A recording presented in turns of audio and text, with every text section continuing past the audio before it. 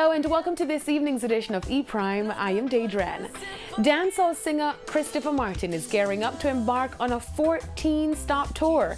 The tour, dubbed Christopher Martin Live, is scheduled to kick off on April 19 and will see the big deal boss making stops in Africa, Germany, New York and Trinidad, among others, before climaxing right here in Jamaica on July 20.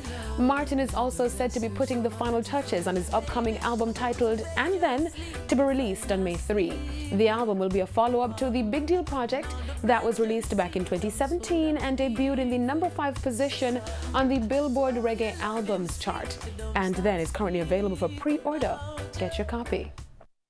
Dancehall artist Shenseea has teamed up with British DJ, record producer and musician Naughty Boy for a brand new collaboration titled Undo. The track was released under Virgin EMI and also features English singer and songwriter Callum Scott.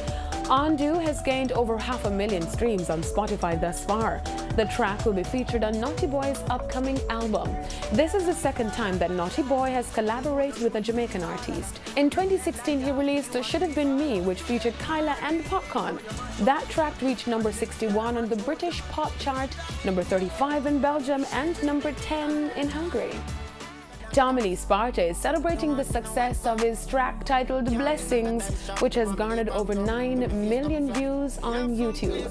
The track was released just weeks after Tommy Sparta was exonerated on lottery scam charges in December last year. According to sources close to the DJ, Blessings is a reflection of his mindset that he has pushing into the new year. Blessings is produced by Billboard producer Damage Music and is featured on the Conquest Paradise rhythm.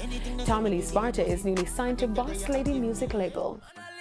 Now, on the international scene, Canadian-Jamaican rapper Tory Lanez gave his fans a surprise by releasing his mixtape titled International Fargo.